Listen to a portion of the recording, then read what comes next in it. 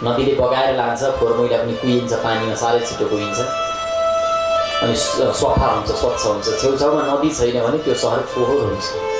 ठुलो नदी नभएको कारणले गर्दा काठमाडौँको हालत हेर्नुहोस् कस्तो छ होइन। नदी किनारमा भएका जति पनि सहरहरू छन् ती सबै प्रायः जस्तो सुन्दर छन्, राम्रा छन्। त्यही भएर जति पनि तीर्थहरूको खोजी गर्नु पनि हाम्रा पूर्वजहरूले सबै नदी किनारमा छ। याद गर्नुभएको छ, सबै नदी किनारमा छ। धेरै वैज्ञानिकता छन् यस्ता चिजहरू। हामीलाई देख्दा झट्टै देख्दाखेरि त केही लाग्दैन भने जस्तो लाग्छ होइन। यति धेरै कुराहरू खोज गरेर दिनुभएको छ।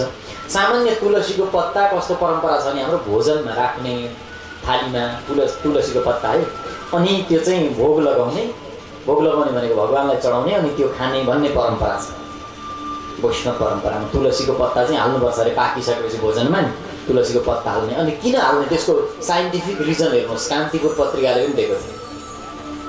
तपाईँ रेगुलर पत्र पत्रिका पढ्नुहुन्छ भने त तपाईँ त बहुत नलेजफुल हुनुहुन्छ। सबैभन्दा धेरै रोग सार्ने जीव कुन हो थाहा छ? झिँगा। सबैभन्दा धेरै रोग सार्ने जीव के रहेछ? अनि जहाँ तुलसीको पत्ता हुन्छ त्यहाँ झिँगा आउँदैन। रिजन थाहा भयो अब किन तुलसीको पत्ता हालेको रहेछ भोजनमा? त्यसकारण यो यसरी बुझ्नु पर्यो क्या आजको पुस्ताले पनि। अनि त्यसो भयो भने उसले पनि हाल्न थालिहाल्छ नि तुलसीको पत्ता।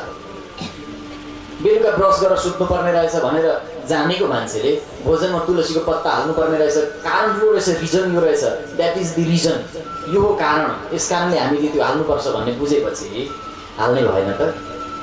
हामीले त्यहाँ हाल्नुपर्छ, यो धर्म हो भनिरहनुपर्छ। त्यो धर्म होइन नि, स्वस्थ रहनको लागि। मर्दाखेरि सेतो कात्रो ओढाउने त्यो मुर्दालाई किन? मरेको शरीरमा कीटाणु छिटो फैलिन्छ, ब्याक्टेरिया भन्छ नि, त्यो चाहिँ यति छिटो फैलिन्छ डेथ बडीमा। यो त तपाईँले रियलाइज गर्नु भएको छ नि। जिउँदो मान्छे 1-2 महिना ननुहाओस् अलिअलि कन्याउँदै गर्छ, चिनाउँदै गर्छ, छालाको रोग निस्केला तर केही हुँदैन। मुर्दालाई 3 दिन मात्रै राख्नुहोस् त कस्तो हुन्छ? किन गनाउँछ? त्यो कीटाणु फैलिन्छ, त्यस कारण गनाउँछ, कुहिन्छ। मरिसक्ने बित्तिकै सुरु हुन्छ, त्यो सास रोक्ने बित्तिकैदेखि सुरु हुन्छ, त्यही क्षणदेखि 3 दिन पर्खिनु पर्दैन। र सेतो कपडामा यो विशेषता हुन्छ, सेतो जब ओढाउनुहुन्छ भने ब्याक्टेरिया वारपार गर्दैन, सेतो रङमा छिरेर पारी पुग्दैन। त्यसकारण सेतो ओढाएको के त्यो हिजो आज रामनामी ओढाउन थालेछ। हेर त बुद्धि बिग्रेको। त्यो कुनै परम्परा हो त? हाम्रो ऋषिहरूले खोजेको परम्परामा त कात्रो ओढाउनुपर्छ, सेतो कपडा ओढाउनुपर्छ। यी डाक्टरहरूले विश्वभरि हेर्नुहोस् त, जहाँ पनि हस्पिटल छ सेतै लगाउनुहुन्छ, मास्क पनि, कपडा पनि, पन्जा पनि, जुत्ता पनि, मोजा पनि। किन भन्दा ऊ हरदम पेसेन्टको टचमा, रोगीहरूको चाहिँ सम्पर्कमा हुन्छ होइन। रोगीको सम्पर्कमा भएको कारणले गर्दा उसलाई पनि रोग सर्छ। रोग नसरोस् भन्नको लागि उसले के गर्दो रहेछ? सेतो कपडा लगाउँदो रहेछ, सेतो मास्क लगाउँदो रहेछ। सेतोको वैज्ञानिक तत्त्व छ। त्यति धेरै सानो सानो कुराहरू हाम्रा पिता पुर्खाहरूले खोज गर्नुभएको छ।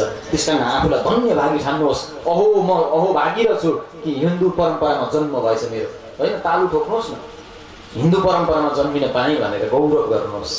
कस्तो परम्परा छ, यत्रो कुरामा यति धेरै वैज्ञानिकता छ। मृत्युको कुरो चल्दैछ परीक्षित बेला। त्यो फिल कस्तो हुन्छ होला, त्यो सोच विचार कस्तो आउँछ होला त्यो बेला परीक्षित। उनी गङ्गाको तटमा आए। यो नदी किनारमा बसेको कुरादेखि यता कता पुग्दैछ, भट्किन्छ नि कहिले। र गङ्गाको पावन तटमा आए। गङ्गा भनेर ज्ञानलाई पनि भनिन्छ, अथवा ज्ञान शब्द र गङ्गा शब्द एउटै मूलका शब्द हुन्। जसरी एउटै हिमालको हिउँ पग्लिएर 2टा नदी बन्छन्, दुईतिरको पहाडको दुईतिरबाट झऱ्यो भने 2टा नदी बने। त्यस्तै शब्दको एउटै मूलबाट निस्केका हुन् ज्ञान शब्द र गङ्गा शब्द। त्यसकारण गङ्गा भनेको ज्ञान हो। ज्ञानको शरणमा गए परीक्षित, ज्ञानको निकट गयो। थुप्रै महर्षिहरू आए, सोध्नुभयो मर्नेवालाको कर्तव्य के हो भनेर। मलाई 7 दिनमा मर्ने श्राप मिलेको छ, अब मर्नेवालाले के गर्नुपर्छ भने सबैले आफ्नो आफ्नो विचार राख्नुभयो। कसैले निर्णय दिन सक्नु भएन। ठिक त्यति बेलै सुकजी महाराजको आगमन भयो। सबैले उठेर स्वागत गर्नुभयो। उठ्नुको तात्पर्य बिहानै बताएँ है, बिहानै आएको थियो नि प्रसङ्ग। गुरुको आगमनमा किन उभिनु पर्ने रहेछ, उठ्नुको कारण के रहेछ। र सबैले स्वागत गर्नु उठेर। परीक्षितले पनि स्वागत गरे। 16 वर्षको बच्चो आउँदै थियो त। सुखदेव भनेका 16 वर्षका मात्रै छन् अहिले। त्यो बच्चो आउँदाखेरि चाहिँ सबैले उठेर त्यो बच्चालाई स्वागत गरे। त्यो बच्चालाई होइन, उसको ज्ञानलाई, उसको प्रज्ञालाई, उसको चेतनालाई स्वागत गरे। त्यति प्रज्ञावान रहेछ, त्यति ज्ञानवान रहेछन्, उनी तत्त्वदर्शी रहेछन्, तत्त्वलाई बोध गरेका रहेछन्। आएर जस्तै सुखदेवजी महाराज आसनमा बस्नुभयो, परीक्षितले हात जोडेर भने, महाराज मलाई उपदेश गर्नु पर्यो, मलाई मृत्युबाट बचाउनु पर्यो, म मृत्युको भयले काँपिरहेको छु, म 7 दिनभित्र मर्दैछु। नितराम म्रियमाणानां संसिद्धस्य वनीयसः पुरुषस्य यत्कार्यं म्रियमाणस्य सर्वथा। जो निरन्तर मरिरहेको छ उसको लागि के गर्नुपर्छ भनेर परीक्षितले सोधे अनि सुखदेवले उत्तर दिनुभयो। अनि द्वितीय स्कन्द प्रारम्भ हुन्छ। मर्नेवालाको कर्तव्य हो। सबै त मरिरहेका छन् नि, होइन? नमर्ने को छ भन्नु त? जन्म भयो तब को छ नजाने, बालक को छ र मर्दैन।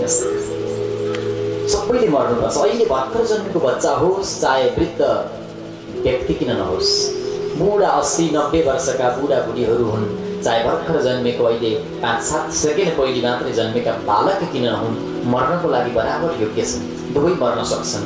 त्यो वृद्ध पनि मर्न सक्छ र अहिले जन्मेको बालक पनि मर्न सक्छ, किनकि जन्म नै मृत्युको योग्यता हो। मर्नको लागि टियुमा गएर सर्टिफिकेट लिन पर्दैन, कन्काईमा गएर डिग्री पास गर्न पर्दैन।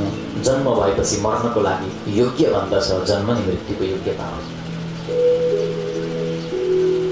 त्यसैले परीक्षितको जो प्रश्न छ त्यो सार्वभौम प्रश्न छ र 7 दिनभित्रै सबैले मर्नुपर्छ यो पनि निश्चित हो। सोमबार में तेरा जन्म हुआ, मंगल में हुई शादी, बुध में तेरी बुद्धि आई, उम्र रह गई आदि। बृहस्पति को जोड़ संपत्ति करने लगा गुमान। दिन गर्नु कति दिन सके, अब बृहस्पति को जोड़ संपत्ति करने लगा गुमान। सोमबार में तेरा जन्म हुआ, मंगल में हुई शादी। सोमबार जन्म हो, मंगलबार विवाह हो, बुधबार अनि मंगल बुद्धि आयो, हैन? बृहस्पति को जोड़ संपत्ति करने लगा गुमान। अनि बृहस्पतिबार गुरुबार चाहिँ घमण्ड गर्न लाग्यो, अभिमान गर्न लाग्यो। थोरै बहुत मैले यति नाम कमाएँ, यति प्रतिष्ठा कमाएँ, यति संपत्ति कमाएँ, यसो गरेँ उसो गरेँ, अभिमान भयो। बृहस्पति को जोड़ संपत्ति करने लगा गुमान। मोह माया के चक्कर में भूल गया है भगवान। शुक्रबार फिर तूने ईश्वर गुणगान गाया, मनुष्य चोला पाकर भी व्यर्थै जन्म गवाया। एउटा दिन फुर्सदको दिन मिलेछ, हाफ छुट्टी हुन्छ नि शुक्रबार। त्यो दिन पनि त्यतिकै गयो। जीवन अवसरको रूपमा मिलेको थियो, चिन्न सकेन, बुझ्न सकेन। तपाईँ शिक्षक हुनुहुन्छ भने जीवनले तपाईँलाई दिएको यो अवसर हो। एउटा शिक्षित समाज निर्माणको लागि तपाईँको ठुलो भूमिका हुन्छ। हुन त शिक्षक जान्छ उसले जागिर खाँदैछ भन्ने हुन्छ, जागिर मात्रै खाइरहेको हुँदैन। एउटा गुरुले, एउटा शिक्षकले उसले शिक्षित समाज निर्माणमा योगदान पुर्याइरहेको हुन्छ। तसर्थ यो अवसर हो, तपाईँ त्यसमा समर्पित हुनुहोस्। तपाईँ सामाजिक अभियानका हो भने समर्पित भएर त्यसमा लाग्नुहोस्। समाजको हित र राष्ट्रको उत्थान जीवनले दिएको यो अवसर हो। म वक्ता हुँ भने यो मलाई अवसर हो, मैले न्याय गरेर बोल्ने कोसिस गर्नुपर्छ। तपाईँ श्रोता हो भने श्रोताको न्याय गरेर सुन्ने यो अवसर हो। किनकि राम्रो बोल्नको लागि राम्रो श्रोता हुन पर्यो, राम्रो लेख्नको लागि राम्रो पाठक हुन पर्यो, पढ्न पर्यो, राम्रो गाउनको लागि राम्रो सुन्नै पर्यो, होइन? त्यो होइन प्रतिक्रिया दिनु पर्यो नि, ओके राम्रो गाइदिनु। अग्लो घर बनाउनको लागि गहिरो फन्डेसन खन्न पर्यो, है? माथि ट्याक्याक राख्यो भने भुग्लुक लड्छ, फेरि यस्तो हुन्छ। जति गहिरो खाडल खने त्यति नै अग्लो बनाउन सकिन्छ। लानु उँभो छ, उँभो जति उचाल्ने हो उँधो पनि त्यति नै गहिरो बनाउनु पर्छ। यो बढी हो। त्यसैले शुक्रबार फिर तूने ईश्वर गुणगान गायो, मनुष्य चोला पाकर भी व्यर्थै जन्म गवाया। अब दिन सकिँदै गयो। सोमबारबाट सुरु भएको जिन्दगी शुक्रबार पुगिसक्यो। शनिबार में लगी बीमारी, जब तू हुआ उदास, कुटुम्ब कविले दूर से देखे कोही न जाए तेरे पास। अब गयो, शुक्रबार पनि सक्यो, शनिबार आयो, बिरामी रोगले भेट्टा नि त। शरीरम रोग मन्दिरम, शरीर त रोगको मन्दिर हो। हर कसैलाई कुनै न कुनै रोग छ। शरीर भनेकै रोगको घर हो नि। रोगको बासै भएन भने शरीरै रहँदैन। शरीरम रोग मन्दिर, कुनै न कुनै रोग हुन्छ, हरेक शरीरमा हुन्छ। खोज्नै थाल्ने, टेस्टै गराउन थाल्नु नै एउटा समस्या भेटिन्छ। हरेकलाई भेटिन्छ, नभेटियोस् कामना गर्छु तर भेटिन्छ। यही वास्तविकता हो। हरेक शरीरलाई कुनै न कुनै रोग छ, किनकि शरीरम रोग मन्दिर, शरीर भनेको रोगको घर हो। बिमारी भयो, अब शनिबार में लगी बिमारी जब तू हुआ उदास कुटुम कवि दूर से। अब उदास भयो, अब नसकिने रहेछ, जिन्दगी सकिँदै गएछ, अब त हार पो भयो जिन्दगी, अब हार्न थालेछ, विश्वास आत्मविश्वास कमजोर हुन थाल्छ। आफन्तहरू भेट्न आउँछन्, तपाईँ त बिरामी झन् हताश हुन्छ। म त अन्तिम भएँ भनेर पो आउन थाले कि क्या, मलाई हेर्न झन् निराश हुन्छ, झन् तालिन्छ। अनि कानैमा आएर चिन्नुभयो बा भन्न थाल्छन्। चिने चिने जान्छे होइन, म त जान आँटेको तिमी पनि भनेर नि अनि त्यो अप्ठ्यारो पर्ने। अब जिन्दगीभरि चिनेन, मर्ने बेलामा परिचय गरेर के गर्ने?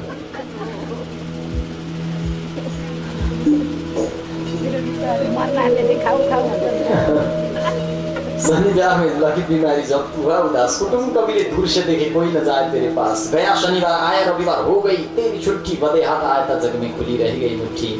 चिन्नु भो भन्दा भन्दै चिने भन्दा भन्दै रोक्यो सास। सक्यो जीवन, सक्यो केही छैन। जीवनको कथा समाप्त भयो। आर्यघाटमा बल्दै गरेको दाउरा सुन्दै जलेर अघिसम्म देख्दै गरेको मान्छे एकैछिनमा खरानी भयो। केही छैन, केही छैन, खोज्दा पनि छैन, केही छैन। अघि भर्खरसम्म थियो सँगै, अब छैन, सत्य छैन। 7 दिन सबैको जीवन सकिन्छ परीक्षित, तिमी मात्रै मर्नेवाला अद्भुत व्यक्ति पृथ्वीमा जन्मेका होइनौ भन्नु सुखदेव। तिमी यस्तो आफूलाई नसम्झौ कि म एउटा अद्भुत प्राणी जन्मेछु जो चाहिँ कष्ट चाहिँ म मात्रै भोग्दैछु, मै मात्रै मर्दैछु। दुनियाँ मरिरहेको छ, देख्छौ कि मरेको। एको धावति तं च धावति फणे सर्पं शिखे धावति व्याघ्रो धावति केकिनं विधिवशात् व्यालोपितं धावति सस्वाहार विहार साधन विधौ सर्वे जना व्याकुलाः काल तिष्ठति पृष्ठतः कचहर केनापि न ज्ञायते। भ्यागुको दौडन्छ अरे, किन भनेको किरा फटेङ्ग्रा खान बरुक उफ्रिन्छ अरे ओरतिरदेखि पर्तिर नि। अनि त्यो भ्यागुतालाई हेर्दै सर्प चाहिँ पछाडि पछाडि यसो गर्दै मुन्टो उठाउँदै लुसुक लुसुक उसको पछाडि कुद्छ अरे। किन भनेको भ्यागुतालाई खान बुरुक उफ्रिँदै गर्छ, अहिले काहीँ गरेर त बस्लास् नि त पनि, त्यतिखेर हेर्न कसैले क्वाक्क खान्छ भन्दै सर्प पछाडि लाग्छ। यो कुरो भ्यागुतालाई थाहा छैन। अब सर्प गइरहेछ भ्यागुताको पछाडि, त्यो बिचारा सर्पलाई थाहा छैन। सर्पम सिकी सिकी भनेर मयूरलाई भनिन्छ। धावती सर्पको पछाडि मयूर हेरिरहेको छ माथिबाट। ए दुलोभित्र पस्ने त अहिले घाम ताप्न निस्केलास् न आधीमा, त्यतिखेर हेर्न बसेर म माथि लान्छु, उडाएर तँलाई रुपै खान्छु। यो कुरो सर्पलाई थाहा छैन। मयूर बसिरहेछ आनन्दले रुखका डालीमा अथवा उड्दैछ स्वच्छन्द आकाश।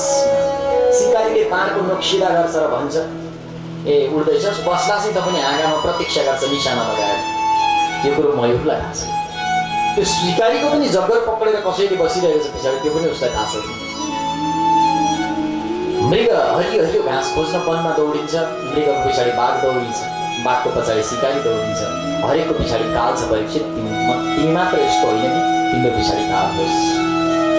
सम्झाउनु हो र ब्रह्मको उपदेश गर्नु हो। वास्तवमा ब्रह्म के हो त, ईश्वर के हो, परमात्मा के हो भनेर जति नै शब्दले भने पनि, जति नै शास्त्रले भने पनि, मन्त्रले भने पनि त्यो सबै झुट हुन्छ। जति भनिन्छ ती सबै गलत हुन्छ र वास्तविक जो सत्य हुन्छ किनकि त्यसलाई भन्नै सकिँदैन, त्यो शब्दमा अटाउनै सकिँदैन। जो वास्तवमा छ त्यसलाई भन्न सकिँदैन र जति पनि भनिन्छ सबै गलत हुन्छ। अब नभने पनि हुँदैन, बडा अप्ठ्यारो छ। चित्रं वटतरुर्मूले वृद्ध शिष्या गुरुयुवा गुरुस्तु मौन व्याख्यानं शिष्यास्तु छिन्न संशयाः। चित्रवटतरुर्मूले वृद्ध शिष्या गुरुयुवा। त्यो झाँकी बडा सुन्दर छ कि, एउटा बट वृक्षको रुख छ बडा सुन्दर, गङ्गाको तटमा थुप्रै शिष्यहरू बसेका छन्, दारी फुलेका, केश फुलेका, दाँत झरेका। अनि ती शिष्यहरूको सन्मुख त्यो वृक्षको फेदमा एकजना गुरु बसेका छन्। गुरु युवा, यो गुरुजी कस्ता छन्, भर्खरका कलकलाउँदा छन्, 16 वर्षका। चित्रवट तरुर्मूले वृद्ध शिष्या गुरुयुवा, शिष्यहरू वृद्ध छन्, गुरु विवाद गर्नुपर्छ। गुरुस्तु मौन व्याख्यानं शिष्यास्तु छिन्न संशयाः। अनि गुरुले मौनको व्याख्या गर्छन्। मौनको व्याख्या भनेको कुनै कुरो बोल्ने कामै हुँदैन, एकदम मौनको व्याख्या हुन्छ। शिष्यहरू अनेक प्रश्न लिएर आउँछन्, प्रश्नको उत्तर दिन्छ अनि जान्छन्। कस्तो अद्भुत छ यो कुरो। बताऊ ब्रह्म कस्तो छ, मौन उत्तर आउँछ। मौन उत्तरमा मात्र ज्ञानी ब्रह्म बताउँछ। कसैले भने ब्रह्म कस्तो छ भन्दा मौन उत्तर आउँछ। उत्तर मौन आउँछ। ब्रह्म कस्तो छ भन्नु, कालो छ भन्नु भने गोरो पनि छ, गोरो छ भन्नु भने कालो पनि छ। कन्हैया भनेको काले भन्दैन, हामी नेपाली काले भन्छौँ त, कन्हैया भनेपछि काले त भने।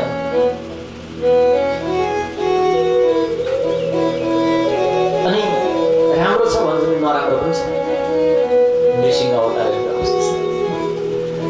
अनि सुन्दर छ भन्नु भने कुरूप पनि छ, जीवन हो भन्नु भने मृत्यु पनि हो, जीत हो भन्नु भने हार पनि हो।